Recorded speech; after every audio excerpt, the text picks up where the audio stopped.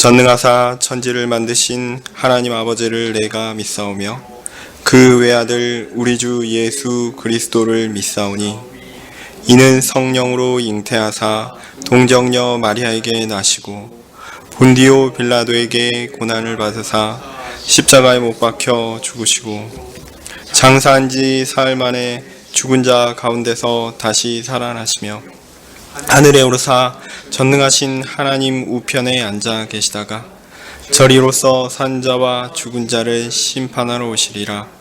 성령을 믿사오며 거룩한 공회와 성도가 서로 교통하는 것과 죄를 사하여 주시는 것과 몸이 다시 사는 것과 영원히 사는 것을 믿사옵나이다. 아멘. 거룩하신 하나님 감사합니다. 참 험악한 세월 가운데 하나님께 나와 예배드리는 것조차 다른 사람의 눈치를 봐야 하고 이 사회의 또 시선을 돌아봐야 하는 참 안타까운 상황 가운데 있습니다.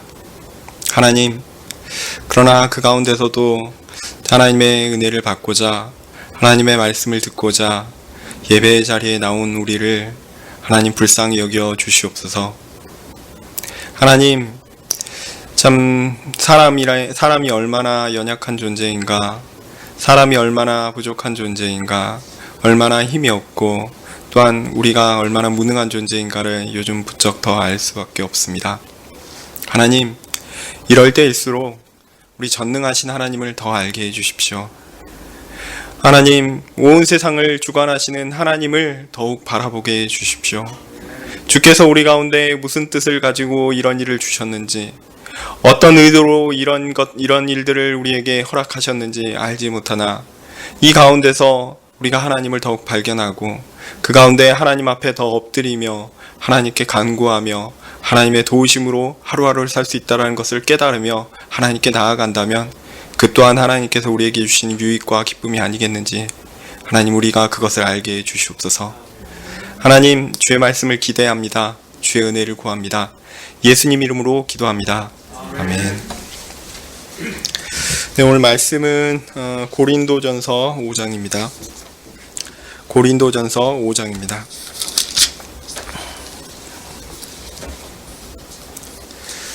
고린도전서 5장 1절부터 8절까지인데요. 제가 읽겠습니다. 고린도전서 5장입니다. 너희 중에 심지어 음행이 있다 함을 들으니 이런 음행은 이방인 중에라도 없는 것이라. 누가 그 아비의 아내를 취하였다 하는도다.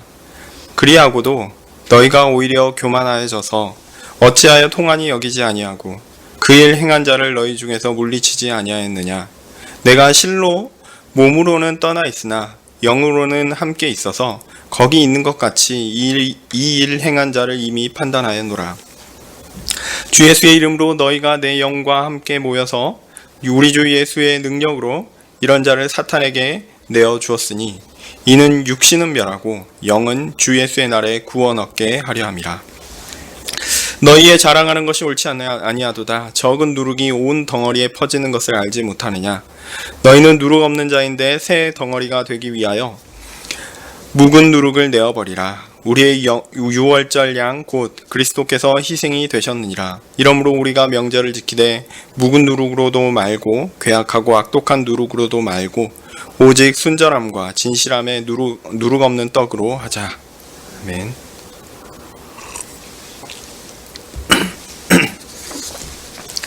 네. 제가 이게 설교를 거의 한 달 만에 한 달에 한 번씩 하는 것 같은데요. 기억하시리라 생각합니다. 지금 우리는 고린도전서를 쭉 읽어 나가고 있었습니다. 바울은 교회에 대한 이야기로 이 서신을 시작하고 있습니다. 교회는 그리스도 안에서 거룩하여지고 그리스도로 인해 부름받은 사람들입니다. 누구도 그리스도를 대신하여 교회와 그리스도 사이에 끼어들 수 없습니다. 누구도 그리스도가 아니고서 교회를 이끌 수 있는 존재는 없습니다.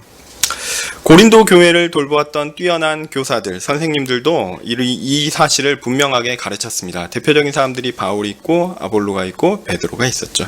네. 이러한 그리스도로 말미암은 구원을 분명히 가르쳤습니다. 그들은 사람을 의지하는 것이 아니라 바로 우리를 위하여 죽으신 예수 그리스도만을 믿고 의지해야 한다라는 것을 분명하게 가르쳤습니다.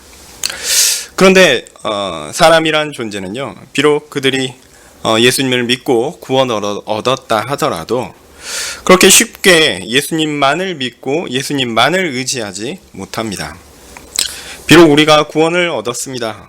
구원을 받았죠. 예수 그리스도의 피로 우리가 분명 구원을 얻었습니다. 그런데 여전히 하나님께 속한 귀한 지식을 얻기에 우리는 한없이 부족할 뿐입니다. 고린도 교회도 마찬가지였습니다. 그래서 마치 우리와 같습니다. 우리 눈에 보이는 대상을 우리는 너무나 쉽게 의지하고 그 대상을 바라보는데 빠릅니다. 교회의 교사였던 아주 훌륭한 사람들을 연약한 교회는 교회의 분란의 원인으로 만들어버리고 맙니다. 하나님께서 그 교회에 주셨던 최고의 선물을 고린도 교회는 어떻게 했냐면 자신들이 죄악으로 빠지는 그런 지름길로, 통로로 만들어버린 거죠. 이런 일을 볼 때 이제 바울을 비롯한 그 고린도 교회에서 사역했던 사람들이 얼마나 허망할까 이런 생각을 하게 됩니다. 그런데 그게 현실이고요. 그게 우리의 또 연약함입니다.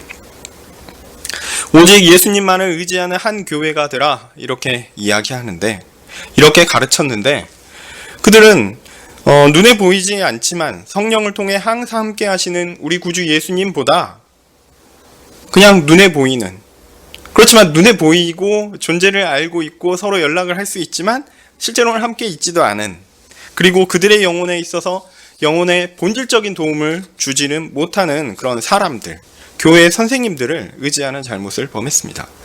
그리스도, 성령으로 말미암은 은혜, 그것보다는 내게 보이는, 나와 연락할 수 있는, 나와 직접적으로 교제할 수 있는 사람을 그들은 쉽게 원했던 거죠. 심지어 그들은 여러 선생님들의 우열을 지었습니다. 누구는 뭐가 낫고 누구는 뭐가 낫고, 그것이 교회에서 뭔가 차이를 만들어내는 것이다. 그래서 누구는 1등급, 누구는 2등급 그렇게 생각했을지 모르겠습니다. 결국 교회를 세상의 계급 사회로 구성된 이 세상과 똑같이 만들어버린 꼴입니다. 사실 이런 현상들은 우리 시대 교회에도 너무나 많이 있습니다. 예수님을 믿는다고 하고 성령께서 우리를 하나로 묶으신다고 고백하고 찬양합니다. 그런데 현실은 어떻습니까? 저도 목사이지만 교회 안에서 일부 부적절하게 여러 목사님들이 자신과 친한 사람들을 중심으로 일종의 사조직과 비슷한 것을 형성하게 그런 그룹을 만들어내는 경우가 많이 있습니다. 그리고 그들을 중심으로 교회가 운영되는 일들이 많이 있습니다. 그리고 그 안에서 분란이 일어나면 교회가 나누어지기까지 합니다. 그런 파들이 이제 맨날 하던 방식으로 교회를 이렇게 운영도 해보고 저렇게 운영도 해보다가 그 안에서 사람들이 이제 분란이 생겨서 쪼개져요. 그러면 이렇게 하는 사람들이 다른 방식으로 하던 사람들을 감당을 못하는 겁니다. 그래서 교회가 쪼개지고 나누어지고, 헤게모니를 자기가 잡고 있지 않을 때 다른 사람들이 그 헤게모니에 대해서 도전하는 것처럼 느껴질 때 서로 이제 교회인데도 불구하고 세상보다 더하게 심하게 싸우고 교회를 갈라버리는 일들이 많이 있습니다. 교회 안에서 분란이 일어나고 교회가 나누어지고 서로가 서로를 견제해야 한다며 세상의 논리와 방식을 그대로 교회에 가져와서 실현합니다. 도대체 성도의 사랑이 무엇인지 알지 못하게끔 세상도 비난할 만한 일들이 교회에 발생하기도 합니다. 이렇게 그리스도에게만 붙어 있어야 하고 그리스도만을 의지해야 하고 그리스도만 바라보아야 하는 이 교회가 다른 것을 붙잡고 있고 다른 것을 붙들고 있고 다른 것을 바라보고 있을 때, 세상이 하는 것처럼 똑같이 하는 것들을 교회 안에 싹 들어올 때 교회는 분열하는 끔찍한 일을 경험하고 있는 것입니다. 고린도 교회가 아니라는 것이 아닙니다. 그들이 분명히 구원받은 성도들로 이루어진 교회임에도 불구하고 그러한 일들이 발생한다는 겁니다. 그냥 우리가 이런 일들을 우리 이 시대의 교회에서 발견할 때, 그들은 진짜 교회가 아니라 가짜라서 그런 거야 라고 하기에는 고린도 교회는 진짜 교회거든요. 네. 우리가 얼마나 연약한 자들인가. 고린도 교회를 통해 또한 우리는 우리 자신을 보게 됩니다. 그런데 그리스도에게 붙어 있어야 하는 교회가 다른 것에 붙어 있을 때 발생하는 또 다른 문제가 있습니다. 그것이 오늘 나타나는 문제인데요. 크게 보면 분열일 수도 있겠지만, 이렇게 분열하는 사람들 가운데 같은 쪽에 있는 사람들은 어떤 식으로 됩니까? 마치 전쟁하고 똑같습니다. 한 나라에 문제가 생기면 이 나라의 문제를 해결하기 위해서 밖에 있는 이웃 국가를 이제 전쟁을 통해서 자신의 내부를 결속시키는 그런 일들을 하죠. 마치 그런 것처럼 서로의 분파가 생기면 각 내부 안에서 그 분파와 분파끼리 싸우면서 그 내부 안에서는 결속이 일어납니다. 그래서 그 사람들을 보호하고 그 사람들을 챙기고 완전히 일치하고 동조시키는 일들이 발생합니다. 이 문제는 분열의 문제와는 다른 것처럼 보이지만 실제로 다르지 않습니다. 분열이 일어났으니까 그 안에서 이런 일들도 발생하는 겁니다. 사실 같은 것이죠. 예수님이 아닌 다른 것을 중심으로 뭉쳤기 때문에 자신 안에 발생하는 문제들을 그냥 덮어둡니다. 마치 자국의 문제를 해결하기 위해서 해외 이웃에 있는 국가와 전쟁을 벌임으로 자신 안에 있는 것들을 이렇게 덮어두는 것과 마찬가지입니다. 그리고 그런 일을 성도에 대한 사랑의 문제로 그들은 생각하고 또한 변명하기도 합니다. 자, 이렇게 보면요, 사랑의 문제를 가지고 서로의 잘못을 덮어주고 이렇게 하는 것은 매우 자비로운 것 같고요, 매우 좋아 보이기도 합니다. 이 문제는 사실 매우 어렵고 곤란한 문제가 되기도 합니다. 오늘 살펴볼 5장의 문제가 이런 문제를 다루고 있다라고 보여집니다. 교회가 그리스도만을 의지하지 않고 사람을 바라보고 의지할 때 교회가 분열하는 일이 발생하고요, 이는 동시에 교회가 교회다움을 이루기 위해 필요한 사랑을 정상적이지 않은 방식으로 사용하게 되는 일이 발생합니다. 양극단의 일이 발생하는 것이다, 이렇게 생각되는데 오늘 말씀을 통해서 그 내용을 좀 살펴보겠습니다. 1절부터 2절입니다. 너희 중에 심지어 음행이 있다함을 들으니 이런 음행은 이방인 중에라도 없는 것이라. 누가 그 아비의 아내를 취하였다 하는도다. 그리하고도 너희가 오히려 교만하여져서 어찌하여 통한이 여기지 아니하고 그 일 행한 자를 너희 중에서 물리치지 아니하였느냐. 바울은 고린도 교회 성도들 중에 음행의 소식이 있다, 음행이 있다라는 소식을 듣게 됩니다. 아버지의 아내를 취하였다라는 소식인데요. 이러한 죄가 무엇인지 구체적으로 제가 설명드리는 것은 별로 불필요하다고 생각됩니다. 어쨌든 중요한 것은요, 이런 일들은 교회 내에서 용납되지 않는 범죄입니다. 이런 범죄는 성경에서도 금하는 것이고요, 현대적인 인식으로도 옳지 않은 일이죠. 더하여 성 문제에 대해서 상당히 너그러웠던 바울 시대 당시에도 인정받지 못하는 비윤리적인 행동이었다라는 겁니다. 그렇게 세상에서도 인정받지 못할 비윤리적인 행동을, 그런 더러운 범죄를 고린도 교회 성도가 저질렀습니다. 제가 당시 사회법으로 처벌 규정이 어떠했는지 잘 모르겠습니다. 그것은 제가 잘 모르는데요. 그러나 이런 범죄가 윤리적으로는 상당히 문제가 있었고, 그렇다고 그런 윤리적인 문제가 있다고 지적받았던 것은 분명한 것 같습니다. 하여튼 고린도 교회는요, 자신의 성도가 이런 범죄를 저질렀을 때 그를 교회 안에서 품었습니다. 용서해 줬습니다. 사실 좀 곰곰이 생각해 보셨으면 좋겠어요. 우리 모두 죄인이죠. 겉으로 드러나는 죄를 지었든 아니든 상관없이 기본적으로 우리는 죄인입니다. 하나님 나라의 백성인 성도들에게 죄의 기준은 분명합니다. 바로 하나님의 법입니다. 하나님의 법.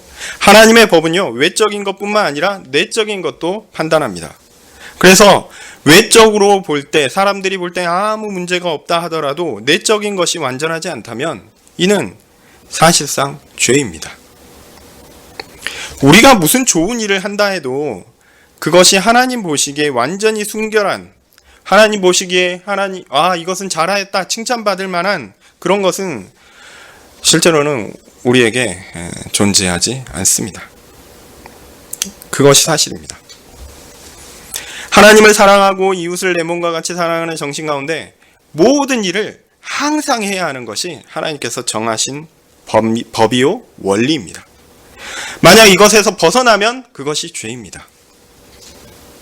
하나님께서 정하신 죄에 합당한 처벌을 받아야 합니다. 하나님께서 하나님 보시기에 선하다 여긴 것이 법이기 때문에 그 원리에 따라 살아가는 것이 인생에게 가장 합당한 것이다 라고 또한 하나님께서 정하셨기 때문에 하나님께서 정하신 그 법을 어기는 것은 그 하나님의 위엄을 반하는 것이며 이는 하나님의 위엄의 손상에 적합한 처벌을 받아야 하는 것이죠. 여기에 적용되는 중요한 그 원칙이 이겁니다. 눈에는 눈, 이에는 이. 이거는 단지 그냥 인간 사이에서만 해당되는 게 아니라요. 우리가 하나님께서 우리 가운데 무엇을 정하셨을 때에도 마찬가지입니다. 우리가 저지른 죄에 합당한 벌을 받는 것이 마땅한 것이죠. 하나님의 무한한 위엄과 명령에 불순종한 것이니 그에 합당한 무한한 처벌을 기다리는 것은 너무나 당연한 것입니다. 사실 사람들이 하나님을 잘 몰라서 하나님의 법을 어긴 것의 엄중함을 모르는 것입니다. 하나님이 어떠한 분이신 줄 알면 그 앞에서 그 명령을 어긴 것이 얼마나 엄중한 것인지 우리는 알 수밖에 없습니다. 만약 하나님을 아는 사람이라면 하나님의 법의 엄중함을 인정할 수밖에 없고 범죄에 해당하는 처벌 또한 인정할 수밖에 없습니다. 억울하다라고 이야기할 존재는 없습니다. 지금은 그럴 수 있죠. 우리가 저지른 죄에 대하여 하나님께서 영원한 죽음의 형벌을 주신다라고 하면 억울할 수 있어요. 지금은 그럴 수 있죠. 하나님 앞에 가서는 그런 얘기를 하지 못합니다.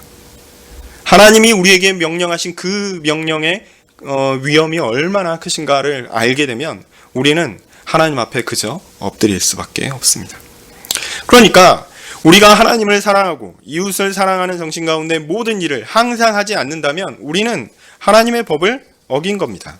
즉 죄를 지은 것이죠. 이에 맞는 처벌을 당연히 받아야 합니다.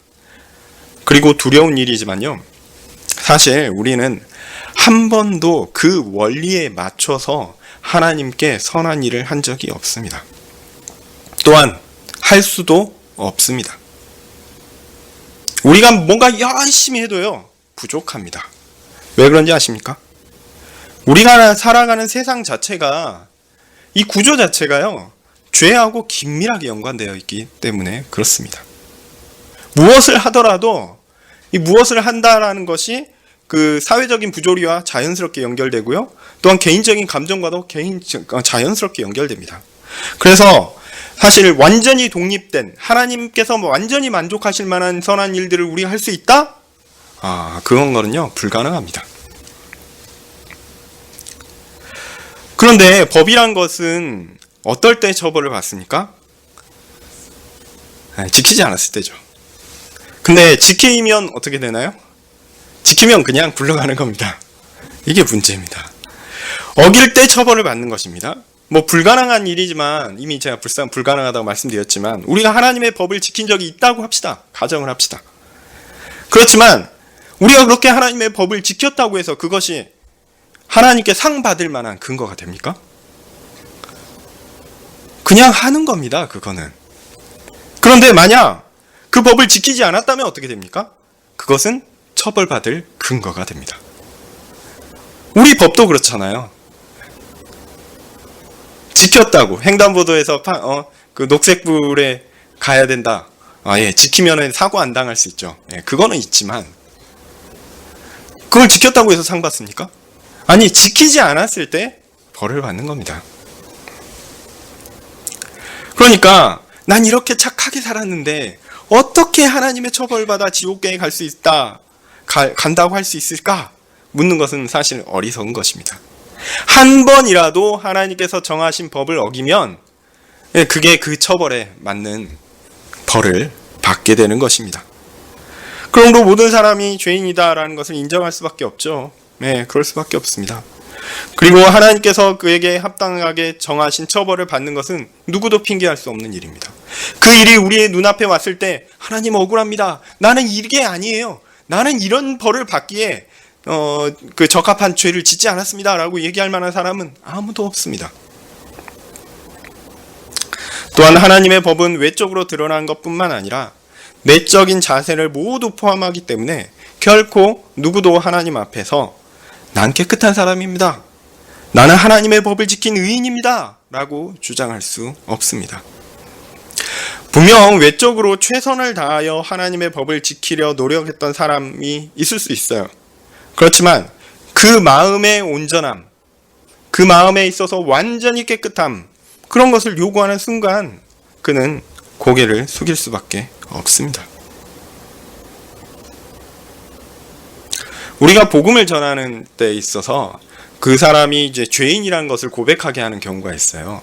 그래서 당신이 죄인이니까 하나님의 처벌에, 하나님의 영원한 형벌을, 죽음의 형벌을 받기에 합당한 사람이기 때문에 당신이 그 상황에서 벗어나 구원을 얻기 위해서는 예수님을 의지할 수밖에 없어. 그 방법 말고는 구원을 얻을 방법이 없어. 이렇게 얘기할 수가 있죠. 그래서 그 사람의 죄인됨을 알게 하려는 시도를 하기도 합니다. 그래서 그 사람이 어떤 죄를 짓고 누군가 미워하고 뭐 그런 것들을 그 사람에게 이건 죄다, 하나님께서 벌하시는 것이다 알려주기도 합니다. 그런데요, 조심하셔야 할 것이 있습니다. 궁극적으로 죄라는 거는요, 사람이 생각하기에 이건 죄지, 그래 이건 나쁜 짓이야 라고 생각하는 그 기준에서 죄가 판단되지 않습니다. 궁극적으로 죄는요, 하나님 앞에서 죄입니다. 우리가 생각하기에 무엇이 죄인가, 그것이 하나님의 심판대 앞에서 기준이 되지 않습니다. 우리가 죄인이라고 고백할 때는요, 그 죄는 하나님 앞에서의 죄입니다. 하나님이 정하신 바에 따라서 죄다라는 겁니다. 하나님 앞에서 죄밖에 없는 자신을 처절하게 인정하는 것이 바로 죄입니다. 바로 그런 사람만이 나 자신의 의의가 전혀 없고 인정받을 만한 의를 행한 적도 없고 가진 적도 없고, 그래서 하나님이 주지 않으면, 하나님이 절대적인 은혜로 내게 주지 않으면 나는 결코 하나님 앞에서 구원을 얻을 수 없다, 의롭다 인정을 받을 수 없다 라고 고백하는 그런 것입니다. 그런 자만이 예수님께서 행하신 의를 달라 구할 수 있습니다. 그러니까 복음을 전할 때는 되도록이면 이 죄 문제에 대해서는 좀 오해가 없게끔, 근데 좀 어렵긴 한데요, 그래도 이 죄가 하나님 앞에서 죄라는 거, 그게 본질적인 죄이고 그것이 우리의 구원에 있어서 해결되어야 하는 본질적인 문제다라는 것을 분명하게 알려줘야 됩니다. 그렇지 않으면 잘못되면 오해가 생길 수 있어요. 예수님이 오셔서 우리를 위하여 행하신 그 구원, 우리를 위하여 행하신 그 죄사함의 은혜, 그것이 그냥 우리가 외적으로 행하는 표면적인 그 죄를 씻어버리는 그것으로 이해될 수 있거든요. 그런 거 아닙니다. 그런 거 아니에요. 예. 네. 교회는 그런 의미에서요, 철저히 죄인들의 모임입니다. 여러분 중에 의인이 있으십니까? 하나님 앞에서 이렇게 의롭다 받을 만한 일들을 해본 적이 있으신가요? 아니, 전반적으로 못했다 하더라도 해본 적이 있으시냐고요? 실제로는요, 없어요. 하나님이 은혜를 주셔서 내가 최선을 다하여 노력을 했죠. 근데 거기에도 흠이 있고 더러움이 있습니다. 그래서 그게 완전히 깨끗하다라고 이야기할 수 없어요. 그래서 누구도 자신의 의를 자랑할 수 없습니다. 우리 주 예수님께서 우리를 위하여 죽으신 죽음이 바로 그러한 우리의 죄값을 감당하신 것입니다. 예수님께서 우리를 위하여 죽으셔야 될 만큼 우리의 죄가 심각한 것이었습니다. 우리가 영원한 죽음으로 죄값을 치러야 하는데 예수님께서 그것을 대신 감당하셔서 우리를 위하여 죽으시고 우리를 구원하여 주신 것입니다. 예수님께서 그 담당하신 죄는요, 또한 우리가 믿을 때까지만 발생했던 죄가 아닙니다.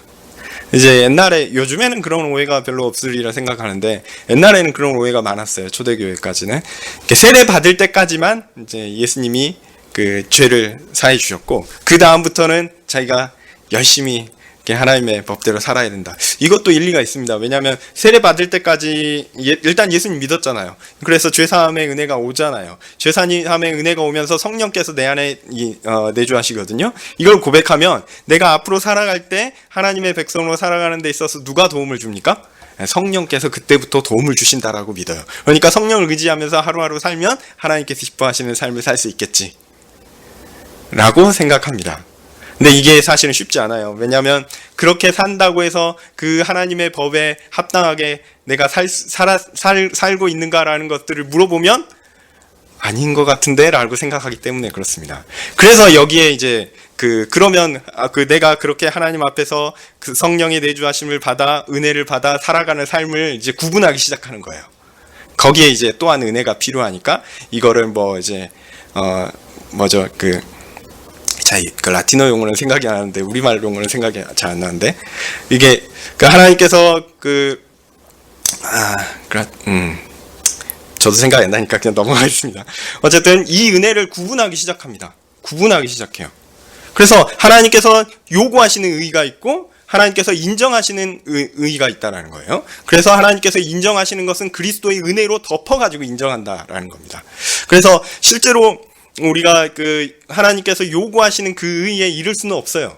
그거는 하나님의 기준이니까. 근데 하나님께서 그래 그 정도면 잘했다라고 인정할 만한 그 정도까지는 괜찮아. 그러면 그 정도로 내가 천국 가게끔 도와줄게. 이런 식으로 이해를 하게 된다라는 겁니다. 이거 자체가 이런 신학이 나온 것 자체가 우리가 성령의 내주함을 받아 성령의 주입된 은혜로 하나님 앞에서 거룩하게 살아갈 수 있음에도 불구하고 현실적으로는 제대로 살 수 없다라는 것을 가정하는 것입니다. 이렇게 복잡한 거는요 주로 말도 안 된다라고 생각하시면 됩니다. 우리에게 주어진 은혜는요 좀 간단해요. 예수님 믿으면 구원을 얻는다라는 겁니다. 실제로 우리가 최선을 다해서 하나님 앞에 살아가야 하지만 하나님께서 그렇게 최선을 다해 살아간 것들에 대해서 마지막 날에 잘했다 칭찬해 주실 것이 분명하고요. 우리에게 그것이 상급의 은혜로 주어질 것이다라는 것들도 한번 말씀드린 적이 있습니다. 분명합니다. 그렇지만 우리가 그것을 의지해서 하나님 내가 이것을 했습니다 라고 가져갈 수는 없어요. 내가 이것을 했습니다 라고 가져가려고 하는 그 순간 그것은 더러워진 것입니다. 하나님 보시기에 제대로 보면 너무 더러운 거예요. 하나님이 닦아주셔서 그래 귀하다라고 얘기하는 것이지 하나님이 귀하다라고 얘기해 주시는 것이 내가 귀합니다 하나님 받아주세요 이런 아니다라는 겁니다. 우리는 철저히 하나님 입장에서 그 모든 것이 판단된다라는 것을 꼭 기억하십시오. 어쨌든 우린 다 죄인이죠. 우린 다 죄인입니다. 그래서 세례 받을 때까지 그 죄를 사해 주시는 것이 아니라 우리가 세례 받고 예수님을 믿은 이후에 우리가 예수님 앞에 나아가는 그 마지막 날까지 그 모든 죄들을 다 예수님이 사해 주셨습니다. 예수님은 무한한 하나님이시기 때문에 그가 감당하신 죄값은 무한합니다. 그래서 우리가 과거에 지은 죄, 지금 짓고 있는 죄, 앞으로 지을 모든 죄까지 다 감당하셨습니다. 그러니까요 우리가 하나님의 심판대 앞에 가서 이런 질문을 받을지 모릅니다. 너 죄인이지? 할 때 우리는 너무나 당당하게 아닙니다. 의인입니다. 라고 선언하며 하나님 앞에 나아갈 수 있습니다. 예수님이 우리의 든든한 구원의 토대가 되시기 때문에 우리는 당당합니다. 우리의 의의는요 예수님의 의의입니다. 이는 미래에 완성될 것이 아니에요.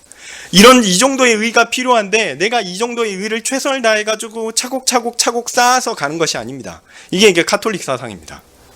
연옥에서 그 더러움을 씻어내는 거죠. 그래서 공로의 덕을 쌓아가지고 내가 천국에 이를 만큼의 의의를 쌓아가지고 가는 거죠. 그런 거 아닙니다. 여러분 우리는 참 연약하고 죄인이죠. 네, 죄인입니다. 항상 죄를 짓습니다. 내가 이렇게까지 열심히 했는데 죄인이라니 좀 억울하다라고 생각할 인간적인 그런 열심도 사실은 저에게 별로 없습니다. 그냥 딱 봐도 죄인입니다. 다 그래요. 그런데요, 하나님 보시기에 여러분은 죄인일까요? 아닙니다. 이미 우리의 죄는 다 용서가 됐어요. 예수님이 우리를 보실 때, 교회를 바라보실 때, 하나님이 우리를 보실 때, 교회를 바라보실 때 예수님처럼 보는 겁니다. 왜냐? 예수님이 우리의 모든 죄를 이미 사해버렸어요. 그리고 우리에게 예수님의 의를 이미 주셨어요. 그렇기 때문에 하나님이 우리를 보실 때 우리는 분명히 의인입니다. 두려워하실 필요가 없습니다. 어쨌든 현실에 있어서 우리가 죄를 짓는다, 그리고 우리가 모두 다 죄가 있다라는 것은 인정할 수밖에 없는 것입니다. 자, 그렇게 우리가 교회는 죄인들의 모임이라는 사실을 인정한다면 우리는 교회 안에 죄인이 있는 것들에 대해서 놀랄 필요가 없죠. 놀랄 필요가 없습니다. 어떤 의미에서 죄를 지어도 교회는 그들을 품어 주어야 합니다. 어떤 사람은 외적으로 보이는 끔찍한 죄를 지었습니다. 그런데 그가 그런 죄를 지었기 때문에 구원을 받지 못합니까? 아니죠. 구원을 받을 수 있습니다. 예수님이 해결하신 그 죄는요, 무한한 것이에요.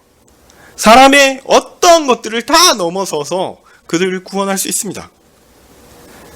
또 구원받은 사람들, 우리라고 하더라도 범죄를 저지르지 않습니까? 범죄를 저지르죠.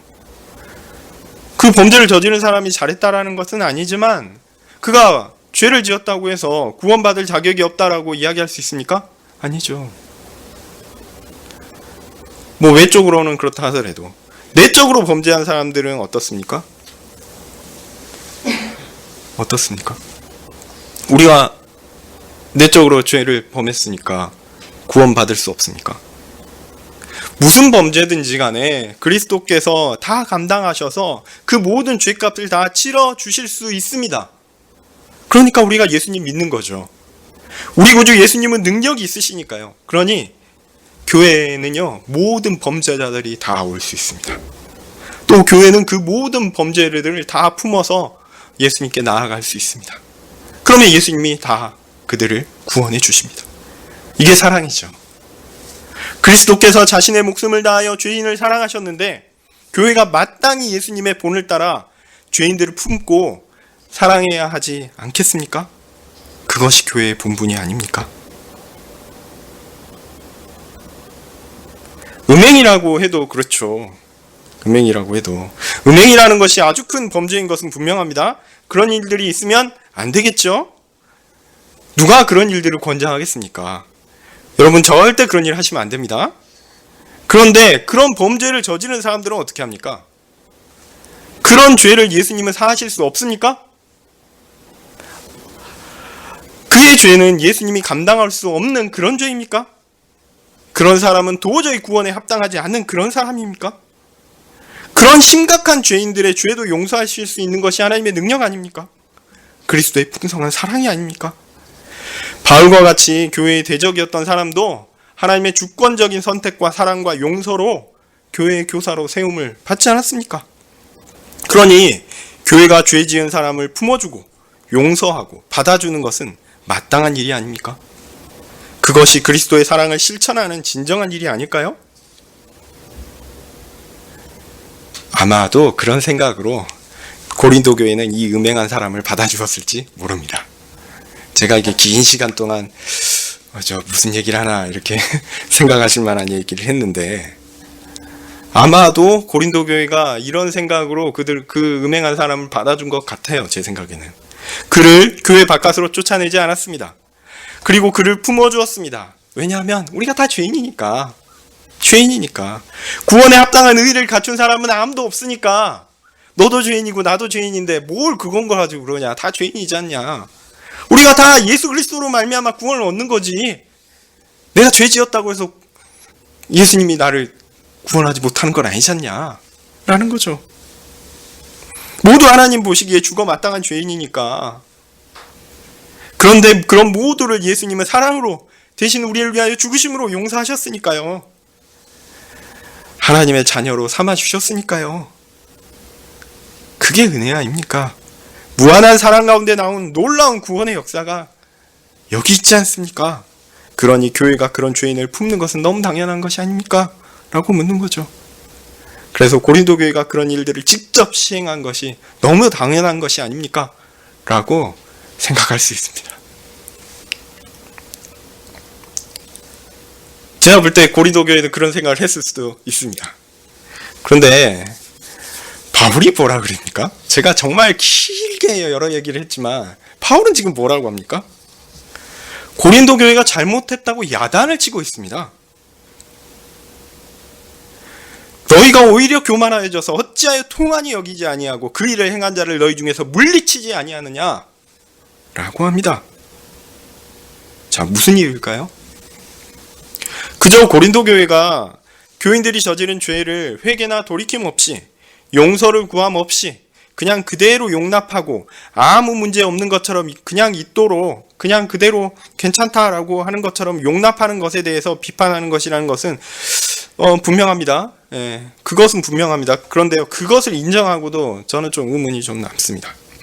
일반론적인 얘기를 먼저 좀 하겠습니다. 바울이 고린도 교회의 잘못을 지적한 것은 충분히 일리가 있습니다. 왜냐하면 교회는 죄인들의 모임인 것은 분명하지만 죄를 조장하는 모임은 아니기 때문입니다. 너도 죄인이니 나도 죄인이야. 그러니까 죄는 괜찮아. 이게 아니다라는 거예요. 누군가 죄를 지었으면 반드시 회개해야 합니다. 반드시 죄에서 돌이켜야 합니다. 그가 은밀한 죄를 지었다면 은밀한 방식으로 회개하며 돌이켜야 하겠고요. 공개적인 죄를 지었다면 공개적으로 회개하는 것이 맞습니다. 죄의 성격과 의미와 영향에 따라 죄를 돌이키는 회개는 구원받은 사람에게 마땅한 것이죠. 비록 교회의 구성원들이 모든 죄의 사함을 받았지만 그것이 그들로 하여금 죄 짓는 것에 대한 그들이 그런 죄 사함을 받았기 때문에 나는 죄를 지어도 상관없구나 라고 생각하는 근거나 이유가 되어서는 안 됩니다. 만약 우리의 모든 죄가 사해졌고 앞으로 모든 죄도 사해질 것이니 이제 내가 어떻게 살든 아무 상관없다, 나는 구원받는다 라고 생각한다면, 그런 방종으로 죄를 짓는 사람들이 있다면 그것은 잘못입니다. 구원파들이 이런 식으로 생각하는 거죠. 아주 무지한 것입니다. 진정 죄사함을 받은 사람들은요, 그 죄가 얼마나 하나님 앞에서 무섭고 무시무시한 것인지 깨닫게 됩니다. 하나님을 알게 되면 그 죄가 무엇인지를 알게 돼요.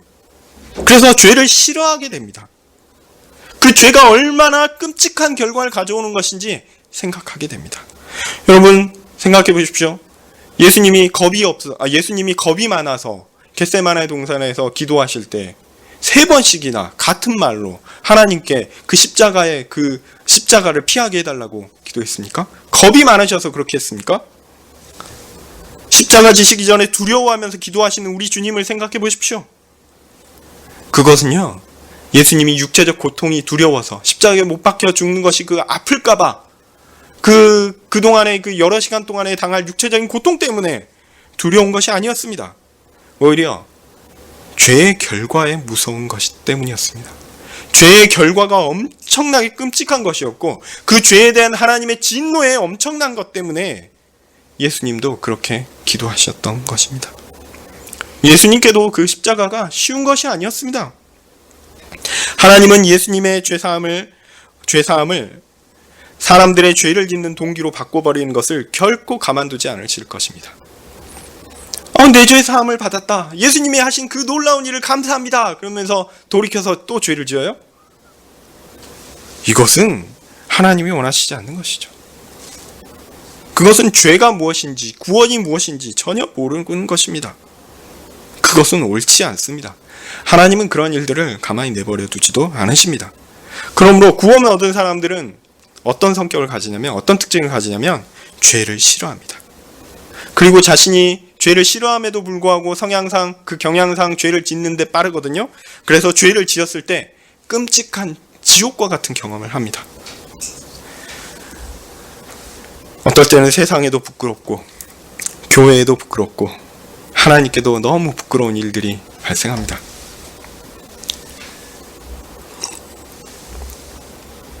그렇지만 정말 구원 얻은 사람들은요, 죄를 지어서 그렇게 부끄러울지라도 하나님 도와주십시오, 눈물을 흘리며 돌아와서 속된 말로 쪽팔리더라도 고개 숙이며 돌아와서 그래도 하나님 은혜밖에 없습니다 하고 돌아오는 것이 신자의 태도입니다. 그러니까 죄 지은 사람들이 교회에서 당당하다? 당신도 죄인이고 나도 죄인이니까 예수님 모든 죄를 다 용서해 주셨으니까 그러면서 죄 지은 사람이 교회 안에서 당당하다? 이것은요 이상한 일입니다. 이상한 일입니다. 그러니 바울이 야단치는 것은 충분히 이해가 됩니다. 사람이 그런 죄를 지으면 안 되죠. 교회도 그런 죄에 그렇게 침묵해서는 안 됩니다. 그러니까 그런 죄가 발각됐을 때, 드러났을 때는요, 너 그러면 안 돼. 당신 그러면 그렇게 사는 것은 옳지 않습니다. 이렇게 이야기해야 합니다. 자, 그래서 이번 경우에는 어떻게 해야 됩니까? 교회가 당장 징계위원회를 조직하고 적절한 조치를 취해야 합니다. 이걸 교회 정치 용어로 칠이라고 합니다. 칠. 이걸 해야 됩니다. 교회 안에서 이런 일들이 용납된다라는 그런 인식을 주어서는 안 됩니다. 3절에서 5절 읽겠습니다. 내가 실로 몸으로는 떠나 있으나 영으로는 함께 있어서 거기 있는 것 같이 이 일을 행한 자를 미미 판단하였노라. 주 예수의 이름으로 너희가 내 영과 함께 모여서 우리 주 예수의 능력으로 이런 자를 사단에게 내어주었으니 이는 육신은 멸하고 영은 주 예수의 날에 구원 얻게 하려 함이라. 고린도 교회에서는 치리가 이루어지지 않았습니다. 그들은 사랑으로 동료를 품어주는 것이 옳은 것이다 라고 생각했을지 모릅니다. 그런데 이는 옳지 못한 것이었죠. 공적으로 엄중한 범죄를 저지른 사람은 그가 회개하지 않을 때 교회는 공적으로 그에 대응해서 좀 심한 말이지만 그를 교회에서 쫓아내야 합니다. 만약 그가 성도라면 그 치리를 받고 그 징계를 받고 회개할 것입니다. 만약 그가 그런 징계를 받고도 회개하지 않는다면 그가 교회에 속하지 않았다라는 증거로서 드러나게 되는 것입니다.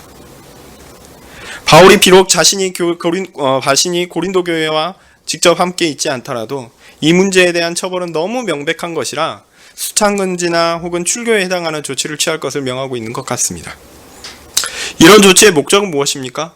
그를 교회에서 쫓아내어서 교회를 깨끗하게 만든다? 그런 것이라기보다는요. 그를 쫓아내어서 그의 영혼을 아예 지옥으로 쳐넣으려고 하는 것? 그것도 아닙니다. 그가 자신이 저지른 범죄의 극악함을 깨닫고 회개하여 다시 돌아와 모든 것을 용서하시는 그리스도께 자신을 의탁하여 구원을 받으라라는 것이죠.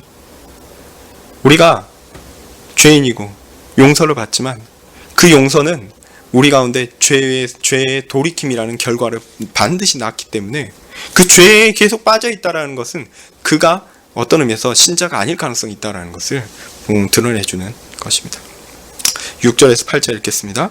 너희의 자랑하는 것이 옳지 아니하도다. 적은 누룩이 온 덩어리에 퍼지는 것을 알지 못하느냐. 너희는 누룩 없는 자인데 새 덩어리가 되기 위하여 묵은 누룩을 내어버리라. 우리의 유월절 양 곧 그리스도께서 희생이 되셨느니라. 이러므로 우리가 명절을 지키되 묵은 누룩으로도 말고 괴악하고 악독한 누룩으로도 말고 오직 순전함과 진실함의 누룩 없는 떡으로 하자. 교회는 순결해야 합니다. 그리스도의 피로 사신 교회이기 때문에 죄를 혐오해야 합니다. 죄가 있을 때에 죄가 있으면 어떻게 해야 됩니까? 죄를 없애야 합니다. 죄가 괜찮아 그러면서 사랑으로 품는 것은요 용서가 아닙니다. 죄에서 돌이킨 자를 품는 것이 용서입니다. 회개가 있어야 됩니다. 물론 회개를 제대로 했는가에 대한 문제는 개인적인 것이고 하나님 앞에서 이렇게 판단받는 문제이기 때문에 좀 우리가 그 부분들에 대해서 온전히 알 수는 없겠죠. 그렇지만 범죄의 성격에 맞는 회개의 모습을 교회는 판단해야 합니다. 이것이 이 땅의 교회의 역할입니다. 본문에는 누룩이 나옵니다. 이 누룩이 의미하는 것은 죄죠. 그래서 공동체에서 만약 작은 죄를 용납하기 시작하면 그 공동체는 곧 죄의 쓰나미를 맞을지도 모릅니다. 그러니 아예 죄에 대하여는 문을 닫아두는 것이 좋습니다. 원리 원칙대로 하면 손해를 보는 경우가 있거든요. 그렇지만 교회가 하는 것이니 좀 손해를 보아도 괜찮습니다. 예. 그런 모습에서 교회가 사회의 부조리에 동조하지 않으므로 교회의 교회됨을 지켜나갈 수 있을 것입니다. 좀 당당해야죠. 손해보더라도 좀 당당해야 되겠죠. 교회니까요. 그렇게 하나님 앞에서 하나님께서 요구하시는 순전함과 진실함으로 죄를 멀리하며 우리는 살아가야 합니다. 자, 그렇게 바울이 이런 얘기를 한다라고 생각하면 제가 일반론적인 것들을 쭉 말씀드렸는데 아마 틀린 얘기는 아닌 것 같습니다. 틀린 얘기는 아닌 것 같습니다. 그런데 저는 고린도 교회의 상황을 보고 조금 이것을 넘어서서 뭔가 다른 생각도 있지 않을까 이런 생각이 듭니다. 자, 고린도 교회 상황을 좀 생각해 보십시오.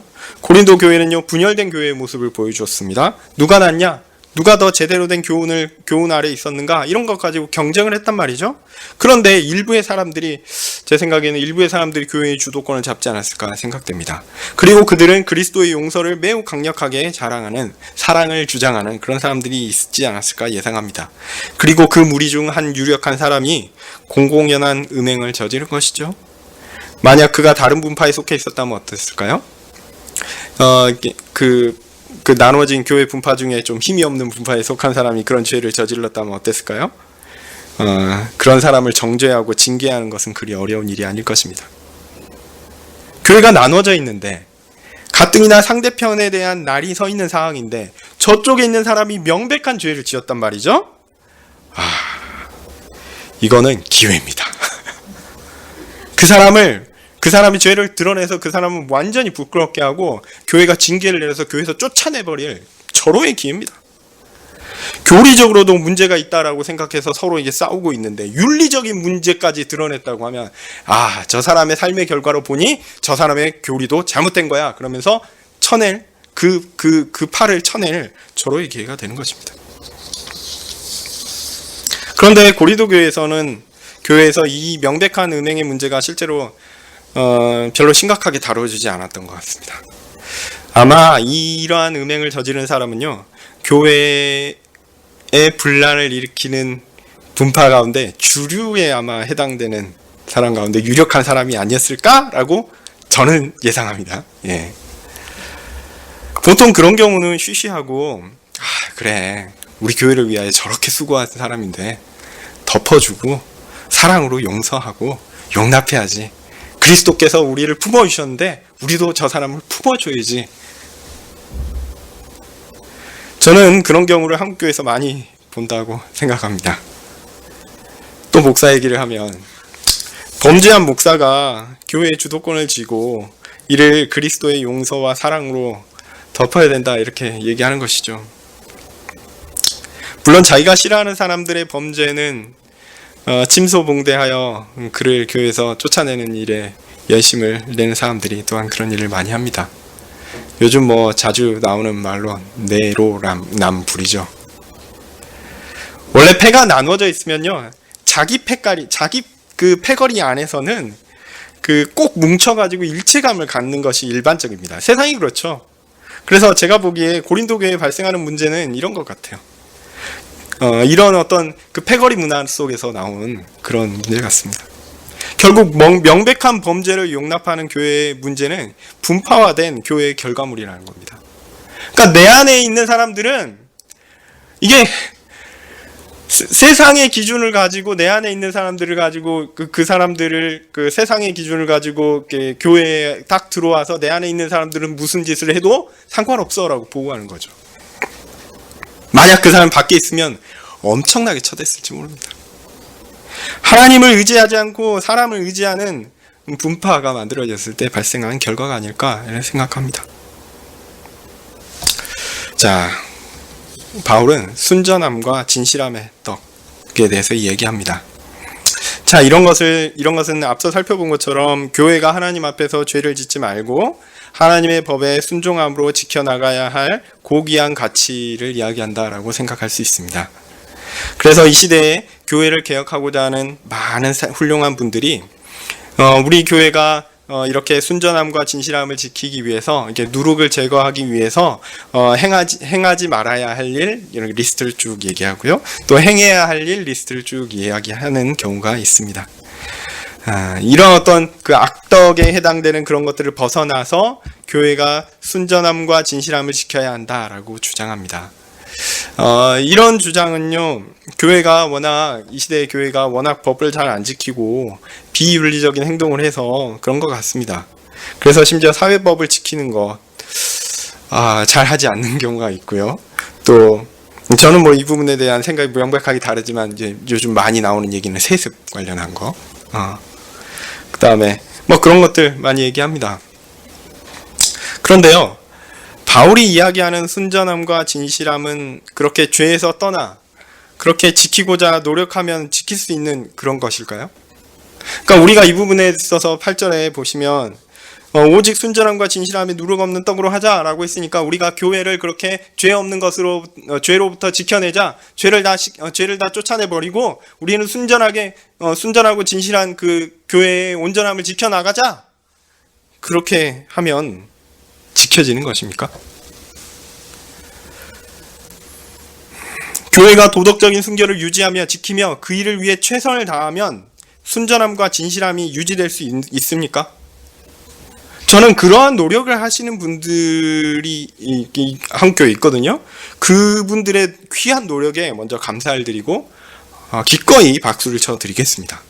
그런데요, 교회의 순전함과 진실함은 그런 우리가 악덕과 그 다음에 그 덕에 대한 리스트를 작성하고 이것들을 하나하나씩 행함으로써 지켜지는 그런 윤리적인 개선 운동으로 지켜지는 것이 아니다라는 것 또한 분명히 알아야 합니다. 교회는요, 예수님의 죄사함의 은혜를 얻었고 그의 의의를 전가받았습니다. 그래서 의인이죠. 분명합니다. 그러나 이 땅에서 교회는 여전히 연약하고 부족하고 더럽기까지 합니다. 완전한 깨끗함과 순전함이 교회에는 실제적으로 존재하지 않습니다. 교회가 순전하고 진실하다면 그것은 교회가 순전하고 진실한 것이 아니라요, 교회의 참 주인 되신 우리 주님께서, 우리 주 예수님께서 그 은혜로 순전하고 진실함을 지켜나가신다라는 얘기입니다.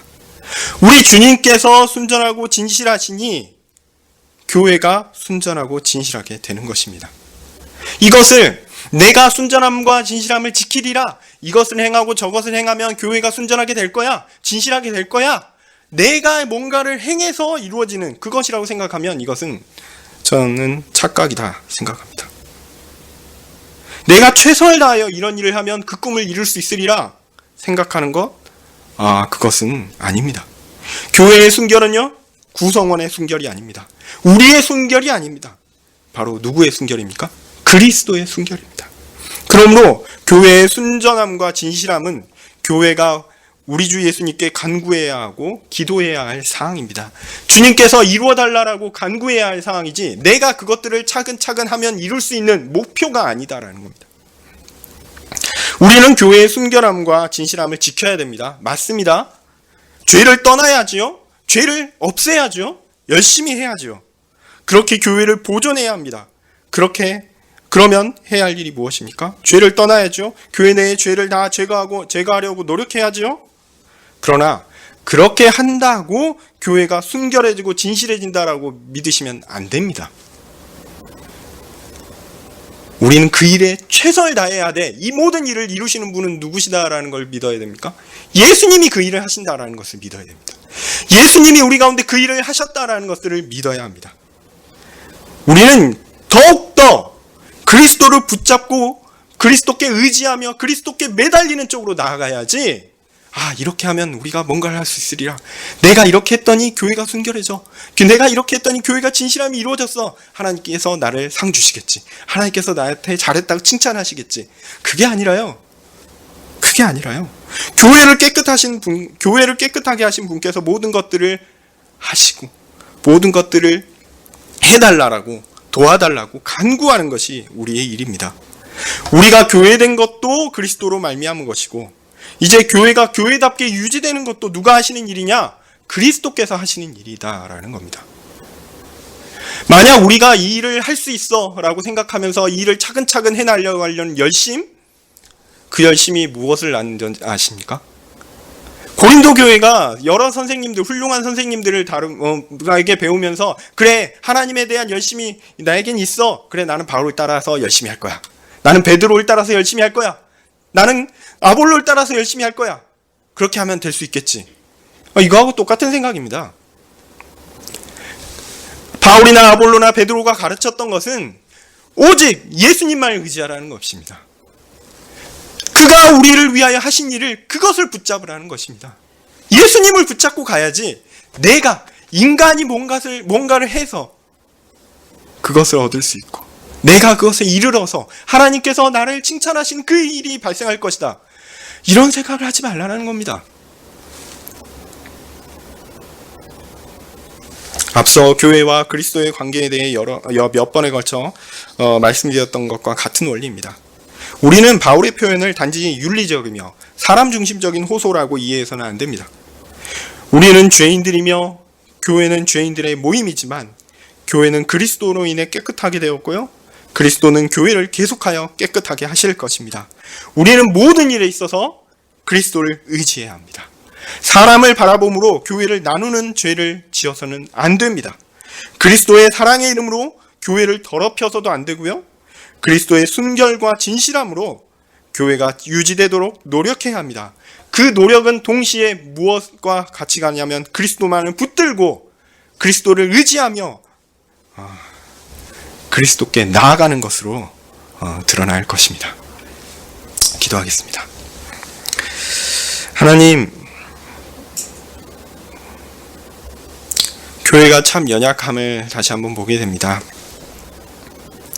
하나님께서 우리에게 좋은 선생을 주시고 좋은 일들을 허락해 주시고 좋은 가르침을 주시는데도 우리가 그 일들을 오해하는 것이 너무나 쉽습니다. 고린도 교회처럼 그리스도의 사랑을 오해하고 또 자신 뜻대로 받아들여서 교회 안에 죄를 용납하는 잘못을 저지르기도 합니다. 또한 교회 안에 순결함과 진실함을 지켜야 된다면서 사람을 의지하고 내가 열심을 내어 하나님 앞에 무슨 일을 하리라 어리석은 생각을 품기도 합니다. 하나님, 우리 마음 가운데 찾아오셔서 우리를 더욱 겸손하게 해주십시오. 오직 예수님만을 믿고 의지하며 그에게 붙들려 살아갈 수 있게 도와주십시오.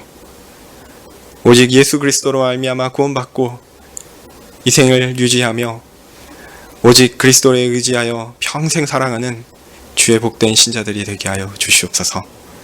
예수님 이름으로 기도합니다. 아멘. 하늘에 계신 우리 아버지여, 이름이 거룩히 여김을 받으시오며 나라의 마옵시며 뜻이 하늘에서 이룬 것 같이 땅에서도 이루어지이다. 오늘날 우리에게 일용할 양식을 주옵시고 우리가 우리에게 죄 지은 자를 사하여 준 것 같이 우리 죄를 사하여 주옵시고 우리를 시험에 들게 하지 마옵시고 다만 악에서 구하옵소서. 대개의 나라와 권세와 영광이 아버지께 영원히 있사옵나이다.